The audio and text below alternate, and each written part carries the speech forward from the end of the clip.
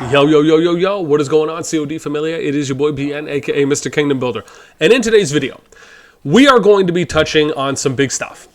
A couple of the things, starting with, we're going to talk about super alliances and matchmaking and how some of them could be seeing some action, some of them may not see some action. Why is this?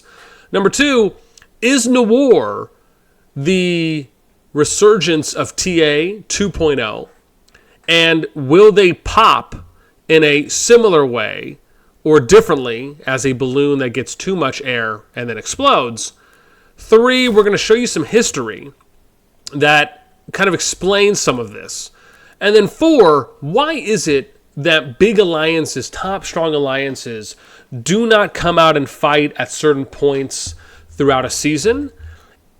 And talking about if they could and have the capabilities to do so, why is there a choice on, oh, well, we'll fight here, but not here, or we'll only fight for a little bit here, and we'll fight for a lot more over there? And so we're going to talk about a lot of these things. And this is actually all really stemming from a conversation that a number of us were talking about a couple days ago in the CoD VC on the official Discord.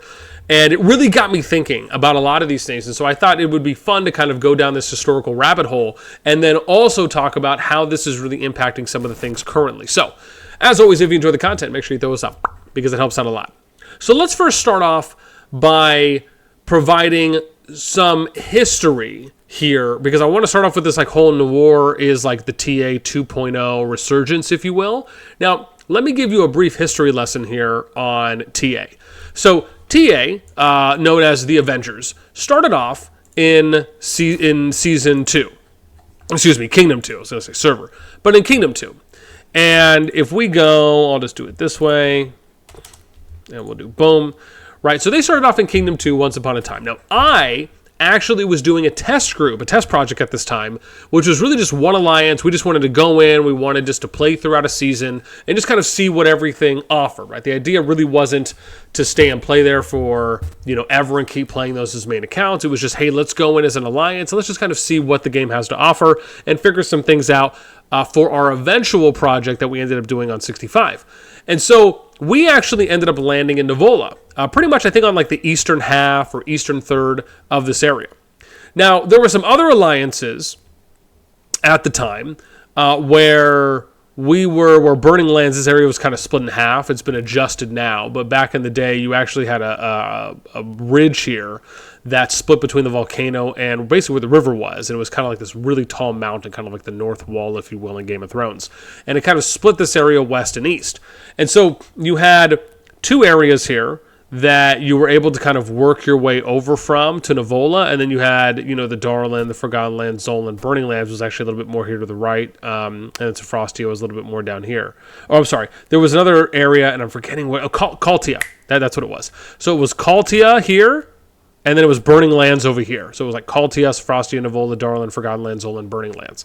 And so back in the day, you actually ended up having groups like GRZ, OWU or OWO, and a number of others that started off in Server 2. And this was before TA ever existed. Now, TA was really members from a couple different alliances back in Kingdom 2, and they eventually formed TA. Which ended up actually moving because there was some fighting that was happening in, I believe it was Burning Lands or Kaltia at the time. And some of the members ended up kind of losing this Zone 1 fight, and they moved over to Zoland. So TA gets formed, and then at this point, this is where someone like Junie, for those of you, let me see if I could show you this real quick from my top stats on players. And if we go back far enough here, you'll see, right? So Junie, at the time, was a big player, right? You had OWO, someone like Fish, EMP, that was the other one. Mao was another top player in Kingdom 2, Immortal from EMP, Ray David from PKO2, right? These were some of the big guys back then. And Junie was really the first player to supposedly hit T5, was the strongest person in the game for a while. And eventually what ended up happening here is TA was getting pretty big. And alliances like OWO, EMP, etc., GRZ, etc., they decided, you know what, we need, mainly it was EMP who started this, right, where they really started like working. This was back when you could region hop just by basically building a CF in front of the pass, attacking the pass, building stopping, removing the CF, placing the CF here, right? So you would basically just like keep CF hopping or rebuilding, if you will, at passes and gates. And then you would just take, rebuild, take, rebuild, take. And so they actually started working their way all the way around because they wanted to try and like stomp out TA. And a number of alliances kind of along the way fell under their kind of attack, if you will, when there obviously was different ways to go about it at the time, but our alliance was one of them, where we ended up kind of getting coming under fire, where they could have easily just kind of hopped and moved on.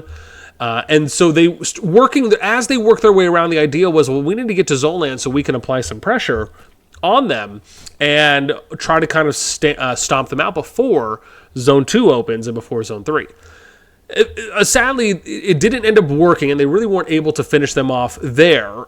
So TA ends up working their way into Agoru, and they end up basically battling it out at the passes between Agoru and Atherin, where eventually over a period of time they break through, and then they take over Atherin, and they kind of stomp everyone out, and it just kind of ends up being them in Zone 3 for a while, and they kind of take the W that season. And this is all to say that eventually, after this happened, the next number of KVKs that they ended up playing, right, the next massive one that ended up happening was actually between them. It was the first 4 servers, I believe, first 4 or 6 servers at the time.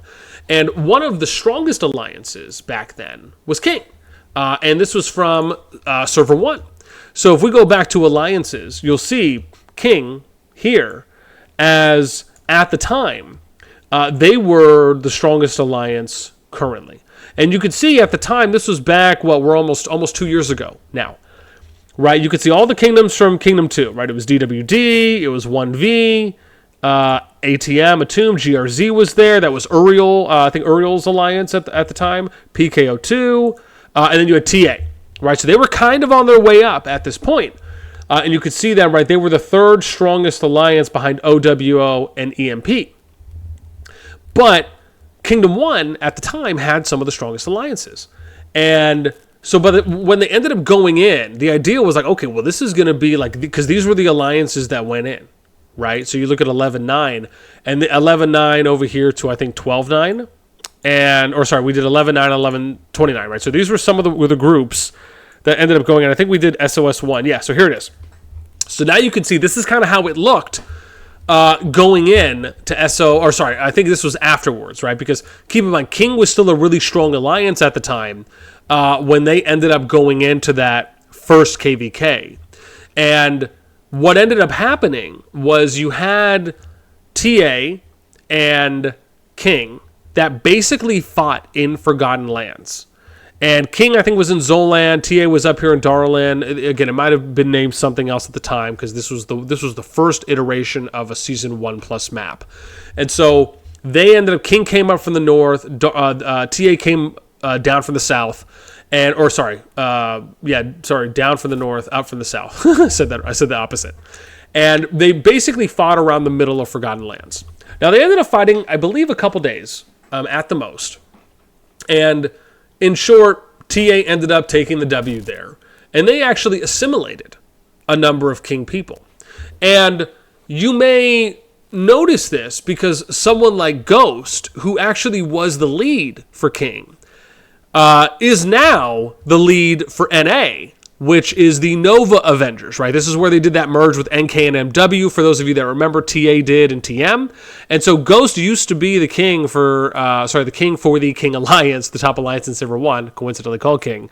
And so they ended up doing a merge or joining. And then Ghost ended up, again, kind of leading NA, and at least is still in the R5 spot today. And so that just kind of gives you a little history lesson there, right, on kind of how that happened. Now, over the seasons, TA has kind of always taken these advantageous matchups for the most part. And because of that, they've never really lost, right? They've never really had what you would say is kind of a true challenge, right? A true testament of their fights, of battles, right, in KVK. So we'll show you a little bit of that here. So if we look at this situation. This is an old video I did when we were talking about SSS 1-8, right? This is kind of TA, TM going up against GRZ and a few others. And I'm just going to mute this for a sec as we go through. But you can see GOAT here is one alliance. They're at 2.3 billion.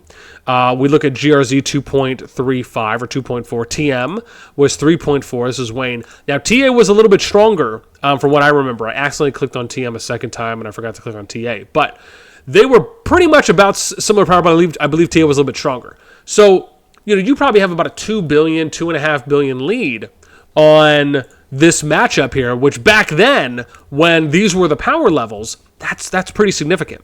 Let's also look at another situation where we get to SS2, right? So now we're in, I think, the second 1 plus or 1 plus plus before it got, this is season 2, I think, right? So this is when season 2 started, and you could see the matchup here, right, which was TA, TM, EXG, EXXL, Sky UDF going up against GG83, GG13, and O66. And just look, right, it's a 14.3, right, almost 14.5 billion power differential, right? So keep in mind, right, now obviously there's some intricacies here, I'm sure, in how the match was played out, but I'm just kind of showing you at face value how some of the powers ended up working to where, again, another favorable matchup. Let's go to the next one, where we ended up seeing TATM. They were going up against NK and W, right? But however, keep in mind the plan here was already to have NK and MW merge with TA and TM, which is, again, how we ended up getting NA that we have now with the Nova Avengers, because NK and MW were Nova, right? I think it was like Nova Knights, Nova Warriors, or something like that, if I recall correctly. And so you almost kind of have like this season being done, right? Bakar and GGKM, which, again, were strong alliances, right, didn't really have anything, didn't really make it into Zone 3, and even though they had some skirmishes here and there, right, in TA, TM, and NKW didn't really kind of all-out fight on the final zone. It was just, okay, hey, we're just going to hang out this KVK, we'll merge, and then we're good. And I say all of this to say that it kind of gets us to this point where TA, what eventually happened, right? Well, some people left TA because, one, they started realizing, hey, we're just not getting the fairest matchups. Or we're not getting matchups that we can enjoy, that we can actually go out there and fight all the time. Now, that's not to say that everyone felt that way, but some people did. And I'm sure that was probably some people in TA and TM, because over these multiple seasons, right, they never really got an abundance of action. If you look at their KVKs, there was never just all out where everyone committed everything on both sides fighting wars. It was always kind of small skirmishes, small battles here and there, and it never really was enjoyable.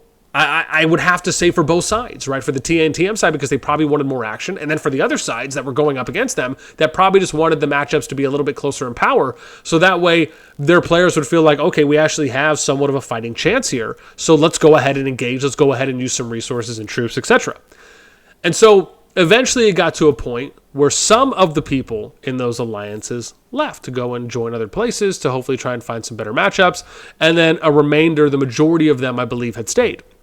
And so that's where you end up getting the merge going down from TATM, NKNW, right, where you have NA and forgetting what their second alliance is that they made. And so this all brings me to this point of when you're constantly choosing a favorable matchup, and you're not really allowing yourself to be tested, and or for a lot of people to enjoy the fights. That can breed and lead people to just leaving the alliance, because why would they want to stay somewhere where they're not going to get a lot of action, where maybe the action is just completely one-sided to a point where, maybe it's fun in the short term because you're just raffle stopping people, but in the long term, something that is too easy and that is not anything at all close to a challenge will get tiring, right? You have to keep in mind, this isn't like two alliances that are equal in power within 500 million power of each other. Like one is 10 billion and one's 10.5 billion, and they're constantly fighting multiple seasons, and one alliance just keeps winning over the other one, right? It's not to say that they're absolutely stomping the 10 billion alliance, right? It could just be that they're edging out the wins, and that's allowing for them to get the W's each season, but the matchups are still very close to where both sides really could have won. There's a big difference between that and just taking kind of favorable matchups to where you have kind of overwhelming power and clear advantages on your side versus the other. And so this then leads me to this kind of being the NOIR situation, it feels like, where some people that I've spoken to have said that it's just, and this isn't just from NOIR, this is from the BXS, the EIS side, and even I would imagine the TFS side as well, where it just feels a little boring.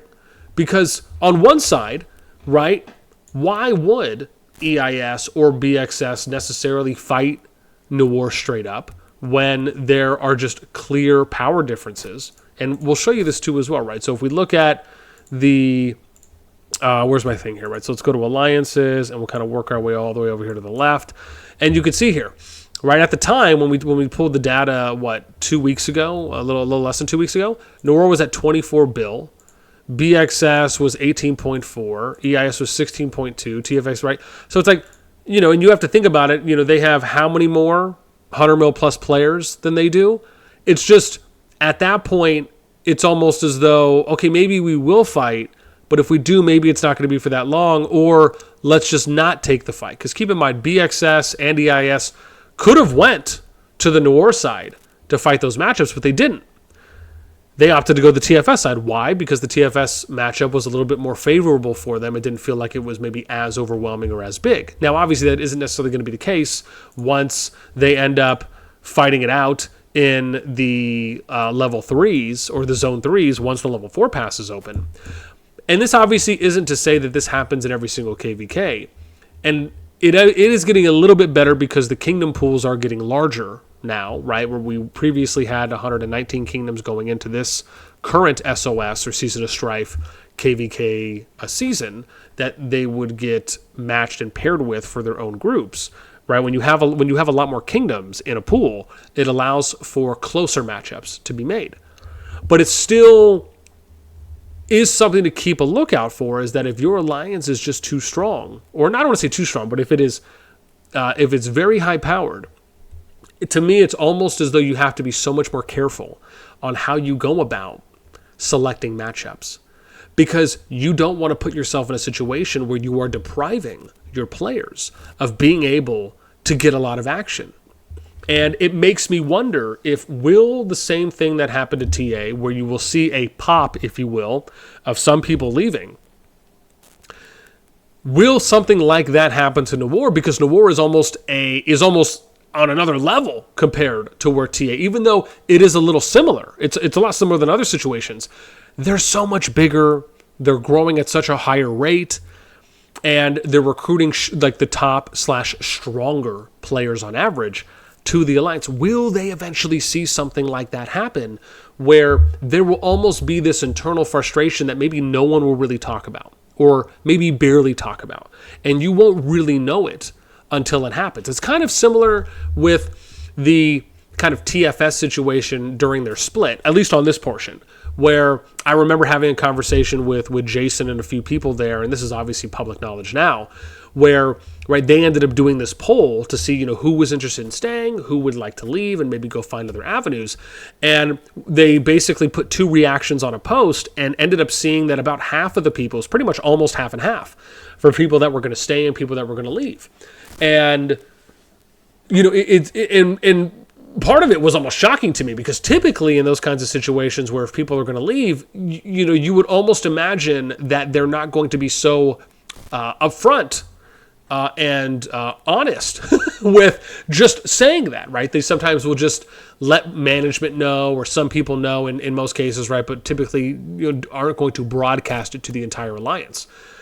And so I then wonder what's going to happen with NOIR, right? It's like, sure, it is interesting to be the top alliance, right? I very much think, almost as though it's interesting to be the top kingdom, but at the same time, there are certain hurdles and challenges that can come with that, depending on how you play those scenarios out. And I think once we get to the end of the season, it's very much going to be apparent on how decisions and actions were made, how it affected the KVK, and did the KVK turn out to be the best version of the KVK that it could have been from those early decisions, early actions, early diplomacy conversations, who we decided to union with, how things played out.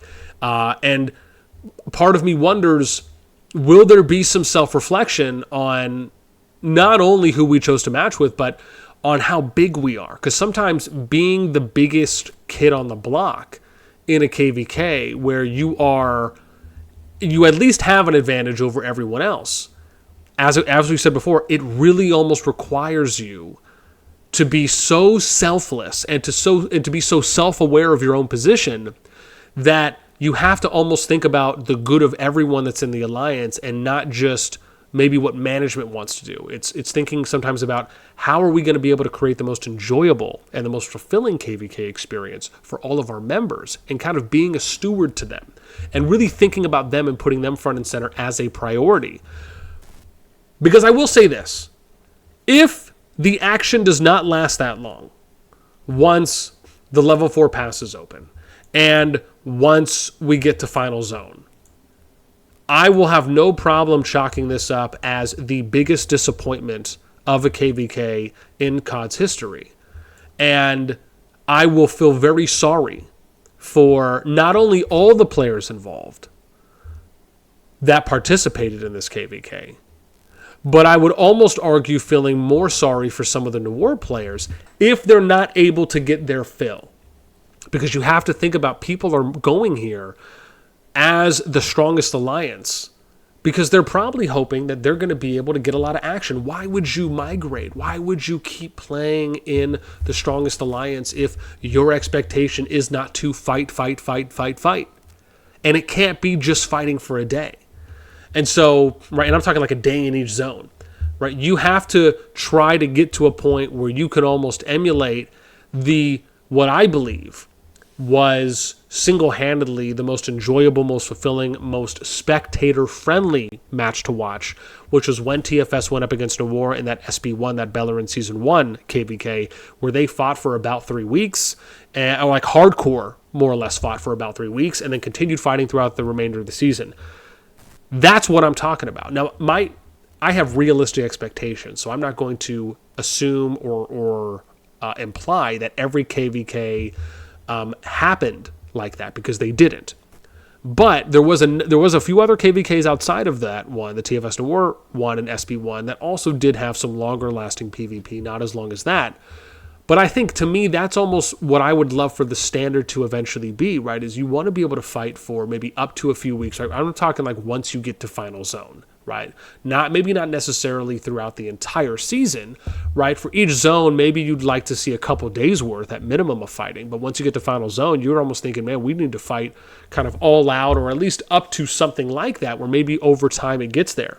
And so to kind of get that early just whiff, it's like that new can ball smell, right, for tennis balls. And you're just high off of the excitement, off of the enjoyment, off of what the future looks like for this matchup.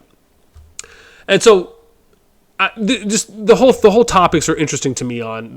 There's so many cool storylines, and we're actually going to talk about some of these in a later video right before Zone 4 opens, or Level 4 passes open for Zone 3. And then the last one I want to talk about is, why don't big alliances come out and fight? Now, this was another thing that we were having a conversation about in the CoD VC, which is, why is it that some alliances like BXS weren't fighting TFS and them longer? Why didn't BXS fight NOIR? Why didn't EIS fight NOIR? And, it was, some people were saying, man, we just want to fight nonstop all day, every day. Why isn't management telling their people to fight and just to go out there? Like that was a factor or part of a disappointment that some people were saying. And, my response to that was that I can understand to a degree on why we would love to see as much fighting as possible, especially when the alliances and the players have troops available, have elixir available, have resources available to where they could continue to fight.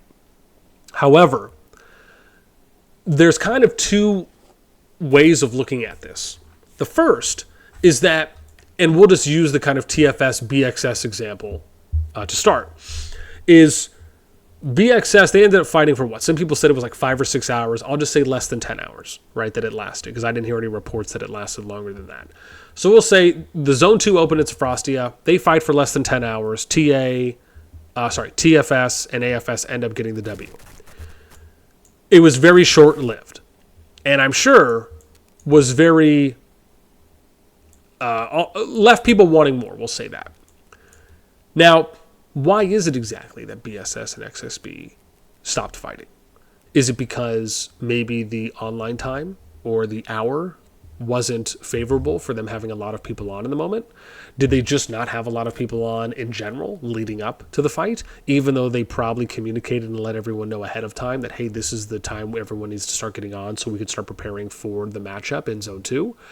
Was it that maybe people just didn't really want to fight and go all in on a Zone 2? Would they rather go all in on a more important zone because this is a neutral? It's not really a necessary zone to fight over.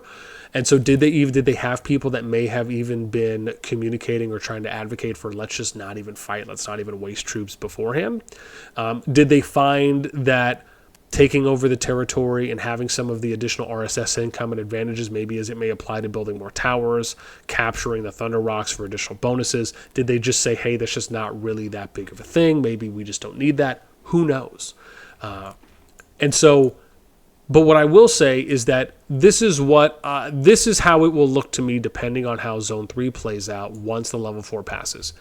If they go all out against TFS, AFS, because that's most likely what's going to happen. It's going to be them going in here. It's going to be EIS, EIL going in here. And then it's going to be NOIR trying to catch up to one of the others, right? And so if they go all in, then okay, you can sell me on, okay, this is kind of justified. We get it now, right? You wanted to save up. You want to go all in here because this is going to be more of a priority or a primary objective zone compared to Sophostia, which was probably more of a secondary, right, objective at that time. It really wasn't a priority, if you will. But then the second part of this is that, will this eventually become a trend? And this is going to be a question for you guys amongst any thoughts and comments you have on anything I've discussed so far, but I want to put this to you all as well. Will we start seeing a trend in some of the KVKs where alliances and or kingdoms may just opt to not fight in the neutral zones, the ones that are almost optional, if you will, because that's really what it is. So Frosty is optional. You don't have to take this to do anything. Whereas, at least in Season of Strife, once you get to Zone 3, right, you pretty much will to a degree. And I say to a degree because there is the off chance that everyone is just like, yo, we're not going to go to your area. You don't come into our area. Let's just bang it all out in the final zone. Now, personally, would I rather see that happen in this matchup? Absolutely. And why do I say that? Because I've said this before and I'm going to say it again. I would rather see them hold off and wait to fight in the final zone. And that is because, one, the matchup has more opportunities to be a little bit more fair and balanced, where it can really be kind of this equal two kingdoms versus two kingdoms approach. Whereas how it's going to play out now is it's going to be EIS, EIL trying to come in and sandwich AFS here on the north, and BXS, SXB coming from the south and trying to sandwich them. And then it's going to be NOIR over here in, where are they? Over here in Atherin, right? Trying to either go over here west and catch up to BXS, or going over here trying to catch up to EIL, EIS, right, and kind of pushing them in from either side so they can try to maybe get to TFS and AFS's defense here in Akura, right? So it's kind of like this 2v1, and then it's this group trying to hold off these guys, and then it's NOIR that's probably right. So it's like this, it's just, I hope you guys get what I'm saying. I would just like to see something that is more kind of upfront and doesn't feel like it's, oh, we're fighting this 2v1, and then it's, you know, the idea almost kind of feeling like we just need to try and crush TFS and AFS as much as we can, so that way by the time NOIR catches up to us, it might be a little bit more balanced or fair to it. It just, like, that's kind of how it feels up front to me, at least in one way, in one POV. And so yeah, I don't know. My like I said, my thought is I would really just like to see the action here. Now, do I think that's going to happen? Sadly, probably not. Or not a hard no. But it's something that I'm optimistic about. But it leads me to say that I wonder if that is what we'll see. Will kingdoms start to opt in certain KVK seasons to just not engage in the neutral zones? Not only the neutral zones, but even some of the statuaries. Will they just opt for the more important part, which is fighting in the actual zone itself once the pass is open, so you're fighting in more of a necessary zone to win or to where you can do significant damage to your opponent? It is interesting to think, right? Because that's basically what has happened in this KVK so far, outside of, right, some small scale and small duration fighting in Sophrostia. So I'd love to hear what you guys think about this, right? Do you think NOIR could end up succumbing to the kind of TA 2.0, like being kind of TA 2.0, where it just is, it's exacerbated, maybe it pops in a bigger way for them? Or no, you know what, they'll be okay, they're going to figure it out. This, you know, I don't really think that's going to happen, so to speak, right? As long as maybe they just kind of work on the matchups and make sure they're good going forward, they'll be okay. And then, again, do you even see NOIR as possibly like a TA 2.0? And then what do you think about the history? Do you think some of those things, depending on NOIR's decisions for future matchups, do you think that based on the matchup they chose this season, and again, we understand for a number of factors, do you think it's likely that they'll choose those matchups in the future, or will they be more likely to do like a one versus everyone, or maybe they'll take the weakest kingdom, right? Or as far as maybe to try and balance out the powers, the 100 mil pluses at certain tiers, the T5 numbers. Will they do something like that as a way to try and get and encourage more PvP throughout the duration of a season from early on, right, all the way to the end?